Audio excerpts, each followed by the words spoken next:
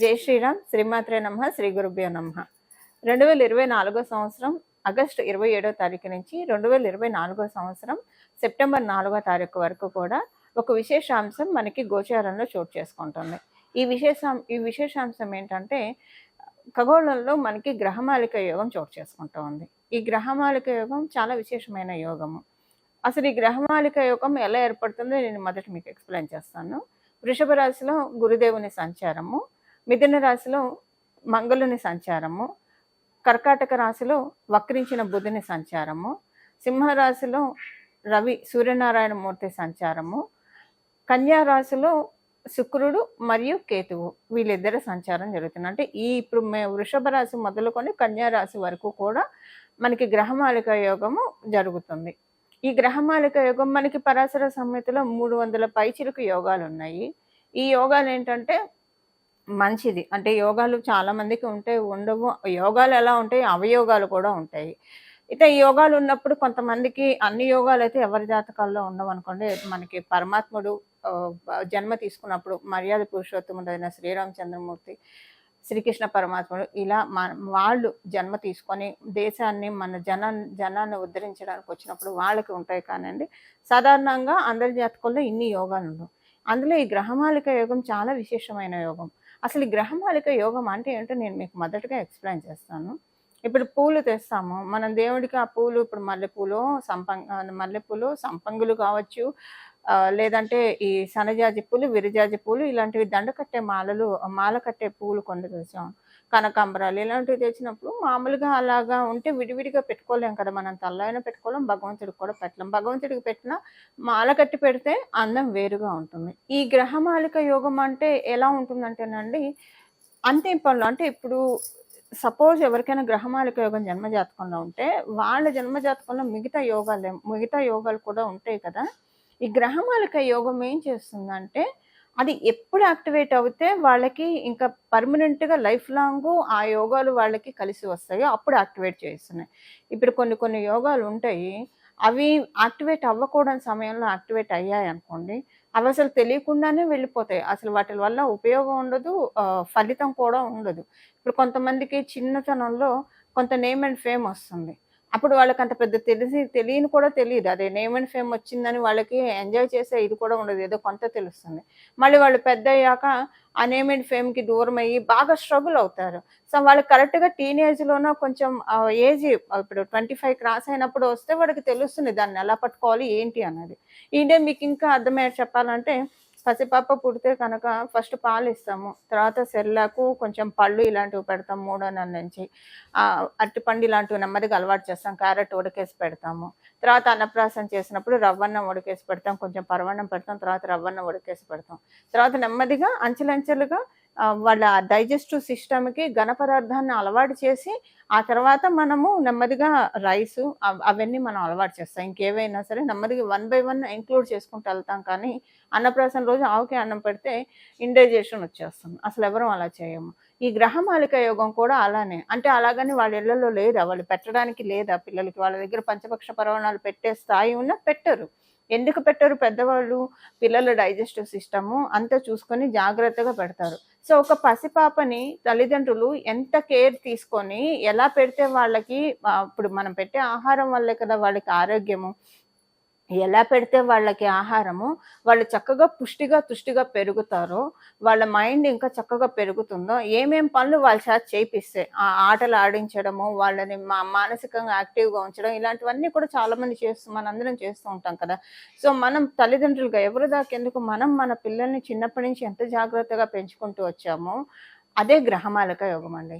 గ్రహాలు మనల్ని చక్కగా పెంచుతాయి. అంటే ఎలా అంటే మీకు ఇక్కడ అర్థమయ్యేట్టు చెప్పాలంటే, మన జన్మ జాతకంలో ఉన్న యోగాలు కరెక్ట్ టైంలో అవి యాక్టివేట్ చేస్తాయి. ఎప్పుడు యాక్టివేట్ అయితే అవి ఇంకా మనకి లైఫ్ లాంగ్ పర్మనెంట్‌గా ఉంటాయో, ఇప్పుడు కొంతమంది జీవితాల్లో చూడండి, ఒక స్టేజ్ పాయింట్ వచ్చిన తర్వాత వాళ్ళకి లైఫ్ ఎలా టర్న్ అవుతుందంటే, అక్కడి నుంచి వాళ్ళు ఇంకా వెనక్కి తిరిగి చూసుకునే అవసరమే రాదు. ఇలా మన చుట్టూ ఉన్న వాళ్ళది, లేదా కొంతమంది లైఫ్‌లో మనం ఈ మాట వింటూ ఉంటాం కదా. ఆ రోజు నుంచి నాకు వెనక్కి తిరిగి చూసుకునే అవసరం జీవితంలో నాకు డెస్టినీ కనిపించలేదు, ప్రకృతి మాత కల్పించలేదు అనని చెప్తారు కదా. అది ఈ గ్రహమాలిక యోగం ఎవరికైతే ఉంటుందో మిగతా యోగాలు ఎప్పుడు యాక్టివేట్ చేయాలి. ఇది కొంతమందికి చిన్నప్పటి నుంచి జ్యోతిష్యులు కావచ్చు, పండితులు చెప్తూ ఉంటారు. మీకు ఈ యోగం ఉంది, ఆ యోగం ఉంది, ఈ టైంలో బాగుంటుందని చెప్పి. సో జనరల్‌గా ఏంటంటే చాలామంది అనుకుంటారు చేతిరేఖలు చూసి బాగుందని చెప్పారు, ఇవన్నీ చూసి చెప్పారు. కానీ కొన్ని కొన్ని సార్లు అవేమి చూడట్లేదని. వాళ్ళకి గనక గ్రహమాలిక యోగం అంటే ఎప్పుడు యాక్టివేట్ చేయాలో అప్పుడు యాక్టివేట్ చేస్తుంది ఆ యోగాన్ని. అప్పుడు యాక్టివేట్ చేసిన తర్వాత ఇంకా వాళ్ళకి లైఫ్‌లో ఏ విషయంలో కూడా తిరిగి చూసుకునే అవసరం డెస్టినీ వాళ్ళకి కల్పించదు. అలాంటి వాళ్ళకి ఈ గ్రహమాలిక యోగం ఉంటుంది. ఒకసారి వచ్చిందంటే ఇంకా అది లైఫ్ లాంగ్ స్టాండ్ బై అయిపోతుందనమాట. సో అందువల్ల అంటే ఇప్పుడు ఇప్పుడు మన తాత ముత్తాతలు ఉంటే కనుక ఆస్తిపాస్తులు ఏం చేస్తారు, పిల్లలకి ఇవ్వరు, మనవల్లో మనవరాళ్ళకు ఇస్తారు. అది చక్కగా వాళ్ళు పెద్ద ఈ వయసు వచ్చాక ఇస్తారనమాట. సో అంటే ఏదైనా పెద్దవాళ్ళు మనల్ని ఎంత చక్కగా అవసరమైనప్పుడు ఇస్తూ ఉంటారు. పెద్దవాళ్ళు మనల్ని ఎంత చక్కగా లాలిస్తూ పాలిస్తూ ఉంటారో గ్రహ దేవతలు మనల్ని పాలించే సమయము ఎవరికి ఉంటుందంటే ఈ గ్రహమాలిక యోగం ఎవరికైతే ఉంటుందో వాళ్ళకు ఉంటుంది. సో ఇదేంటంటే ఒక అలైన్మెంట్ ఆఫ్ ప్లానెట్స్ అనమాట. అవన్నీ కూడా ఒక క్రమశిక్షణతోటి ఎప్పుడు ఏ పనులు చేయాలి. ఇప్పుడు చూడండి, ఉదయం లేవంగానే చక్కగా మన నిత్యకృత్యాలు అయిన తర్వాత బ్రేక్ఫాస్ట్ తిని తర్వాత మధ్యాహ్నం లంచ్ చేసి తర్వాత డిన్నర్ చేసి మనం మన పనులు చేసుకుంటాం. అలా కాకుండా ఉదయం లేవంగానే భోజనం చేయలేం కదా. భోజనం చేస్తే అది వేరు, భోజనం చేయడం తప్పని నేను చెప్పట్లేదు. బట్ ఒక ఆర్డర్‌లో వెళ్ళడం అనమాట. ప్రతి పని కూడా మనకి ఏ టైంలో ఏది జరగాలి. సో రాత్రిపూట టైంకి నిద్రపోవడం, పొద్దున్నే లేవడము, టైంకి అన్నం తినడము, మనకి ఆయుర్వేద శాస్త్రంలో ఎలా చెప్పబడిందో, ఎలా ఆహారం తీసుకుంటే మనకి ఆరోగ్యం బాగుంటుందో ఆ విధి విధానాలతో మనం ఆహారం అది తీసుకుంటే ఏమవుతుంది, మన ఆరోగ్యం చాలా బాగా ఉంటుంది. మన ఆరోగ్యం బాగా ఉంటే ఇక్కడ ఈ ఆరోగ్యం బాగా ఉంటే ఈ ఆరోగ్యం బాగా ఉంటుంది. ఈ 2 ఆరోగ్యాలు బాగా ఉంటే మనకంతా కూడా పర్ఫెక్ట్‌గా వెళ్తుంది. సో ప్రతిదీ కూడా చక్కగా అలైన్ అయ్యే విధంగా ఒక గార్లెండ్ అనుకోండి, ఒక దండలాగా ప్రతిదీ పూసగుచ్చినట్లు చెప్పాలా అని అంటారు. అది మీరు వినే ఉంటారు కదా, ప్రతిదీ పూసగుచ్చినట్టు చెప్పాలి వీళ్ళకని. మనుషులు చెప్పినా చెప్పకపోయినా గ్రహ దేవతలు మనకు చెప్తాయి, మనకు ఆలోచనలు ఇస్తాయి.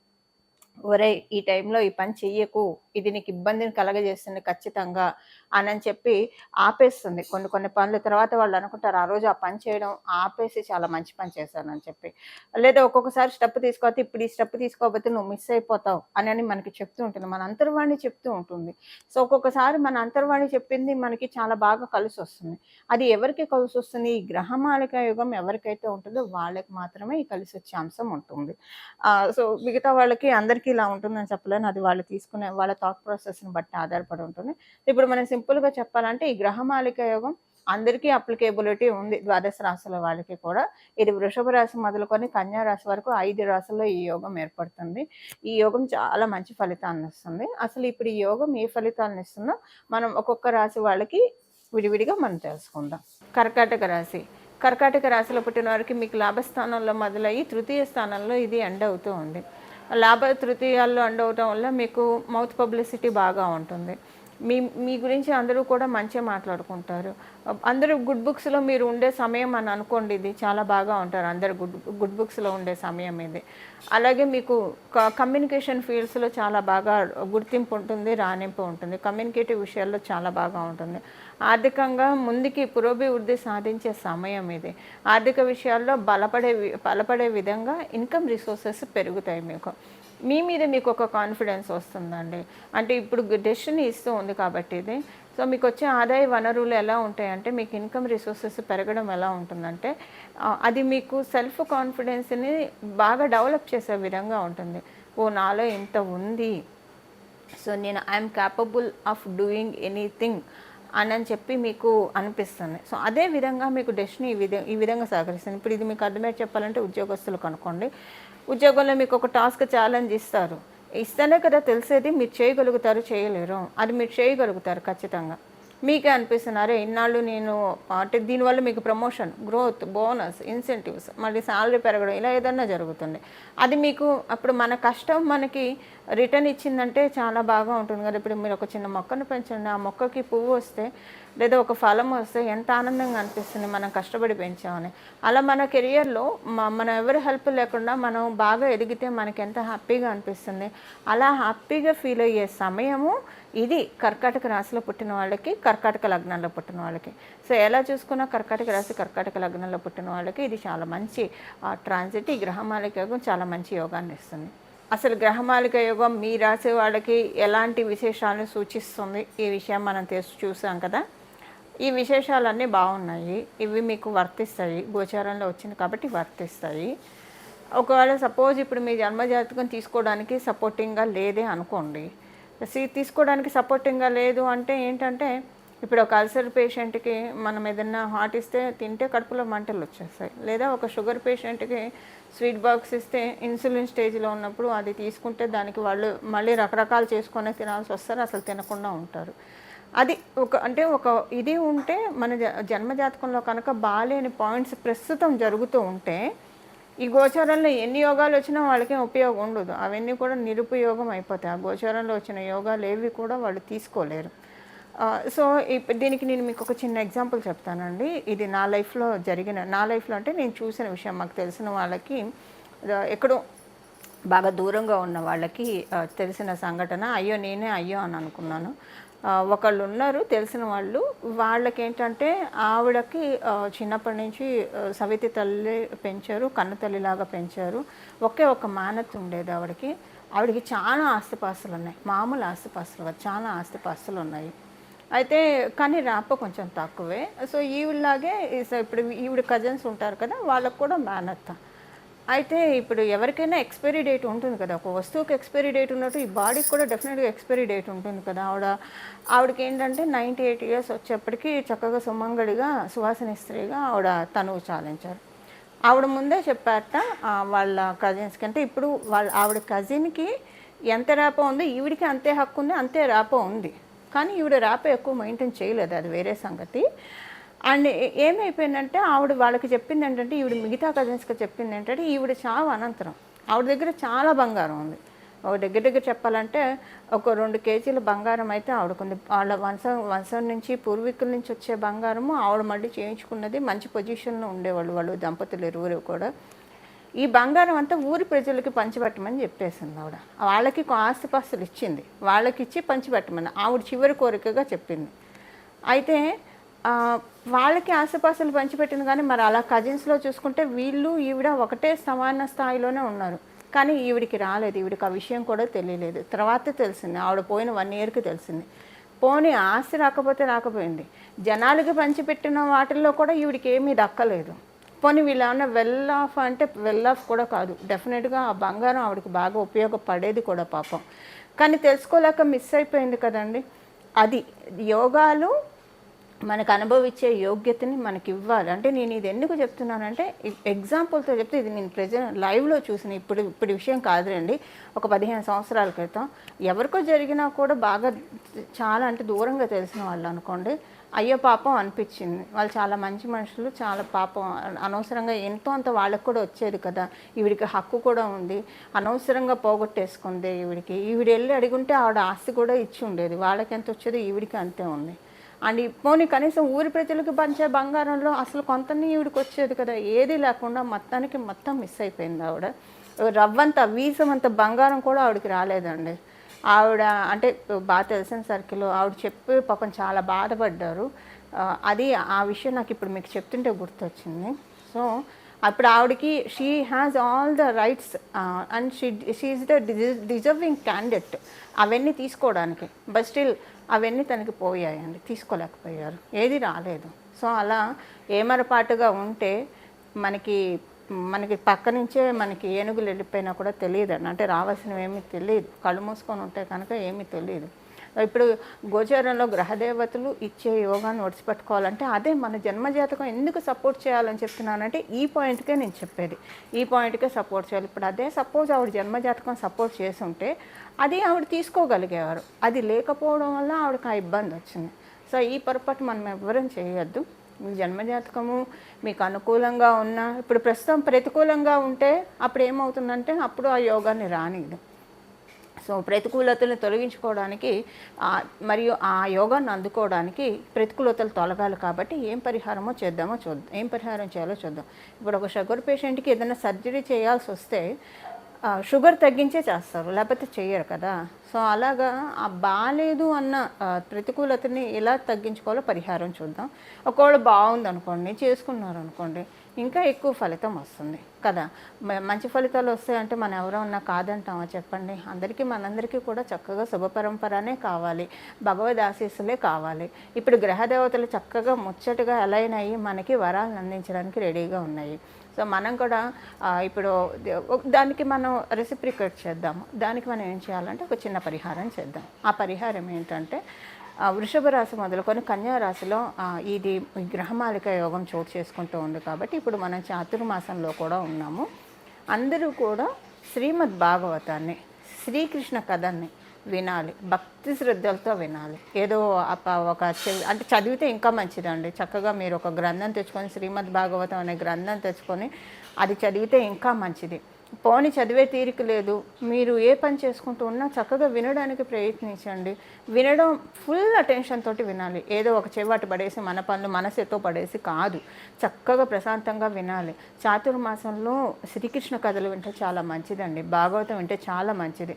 దీని గురించి నేను తర్వాత మీకు ఇంకొక విషయం, తర్వాత నేను ఒక వీడియో సపరేట్గా చేస్తాను. బట్ చాలా మంచిది, మిస్ అవ్వకండి. ఇప్పుడు ఈ పరిహారం మనకి కావాలి కూడా, ఇది పరిహారం కింద కూడా మీరు భావించండి. భుక్తి ముక్తి రెండు ఇస్తే మంచిది కదా. భుక్తి అంటే మన లైవ్లీ బీయింగ్కి వెళ్ళేది, ముక్తి అంటే మన సోల్ ప్రోగ్రెషన్కి, మన వ్యక్తిత్వ వికాసానికి ఉపయోగపడేదైతే చాలా మంచిది కదా. ఇప్పుడు అదే ఉంటుంది. దేవతలు కూడా మనకి సుఖమహర్షి, సుఖబ్రహ్మ పరీక్షిత్ మహారాజుకి భాగవతం సుఖమహర్షి పరీక్షిత్ మహారాజుకి భాగవతం చెప్పేప్పుడు దేవతలు వచ్చి పరీక్షిత్ మహారాజు బతకడానికి అమృతం ఇస్తే సరిపోతుంది కదా, మేము అమృతాన్ని పరీక్షిత్ మహారాజుకి ఇస్తాము, మాకు భాగవత కథని చెప్పండి అంటే ఆయన ఒప్పుకోలేదు. పరీక్షిత్ మహారాజు కూడా ఒప్పుకోలేదు దానికి. అంటే కృష్ణ కథలు అంత మంచిది, భాగవతం అంత మంచిది. అమృతం కూడా తృణప్రాయంగా ఉందంటే ఆ కథలు ఎంత మహిమాన్వితమైంది. దేవతలు కూడా ఆ కథలు వినడానికి ఎంతో చెవులు రిక్కించి భక్తి శ్రద్ధలతోటి ఒళ్ళు దగ్గర పెట్టుకొని ఎంతో శ్రద్ధాభక్తులతోటి వినటానికి అంత ఆతృత పడుతున్నారంటే ఆ మహిమ ఏంటో తెలుసుకోండి. సో మనకి ఇప్పుడు చక్కగా మనందరూ అదృష్టం, ఈ గ్రహమాలిక యోగం చాతుర్మాసంలో వచ్చింది. దీన్ని చక్కగా మనందరం యూటిలైజ్ చేసుకుందాము. నేనైతే ప్రతి చాతుర్మాసంలో శ్రీమద్ భాగవతం వింటా, శ్రీకృష్ణ కథల్ని చక్కగా వింటాను. మొత్తం అందులో మనకి దశావతారాల గురించి కూడా, విష్ణుమూర్తి అవతారాలు అన్నీ కూడా వస్తాయి. సో మీకు కూడా విని మీరు కూడా తరించాలని చెప్పి మన కెరియర్ ప్రోగ్రెషన్, మన సోల్ ప్రోగ్రెషన్ రెండు కరెక్ట్గా ఉండాలండి, అలైన్ అయ్యి వెళ్ళాలి. అలైన్ అయ్యి వెళ్ళాలంటే కనుక భాగవతాన్ని ఒకసారి మీరు విని చూడండి. ఒక చాతుర్మాసంలో, ఇప్పుడు మన చాతుర్మాసంలో నెక్స్ట్ చాతుర్మాసానికి మీకు మంచి మార్పులు రాకపోతే అడగండి, ఖచ్చితంగా వస్తుంది. భక్తి శ్రద్ధలతోటి పరమాత్ముడి పాదాలని సేవిద్దాం, పరమాత్ముడి పాదాలని పట్టుకుందాం, మన జీవితంలోకి అదృష్ట లక్ష్మిని ఆహ్వానిద్దాం. ఇలా మీరందరూ ఆహ్వానిస్తారని చెప్పి, ఆహ్వానించాలని చెప్పి మనందరి తరఫున నేను కూడా విష్ణుమూర్తిని కోరుకుంటూ, కృష్ణం వందే జగద్గురుం, మంగళం, నమో భగవతే వాసుదేవాయ.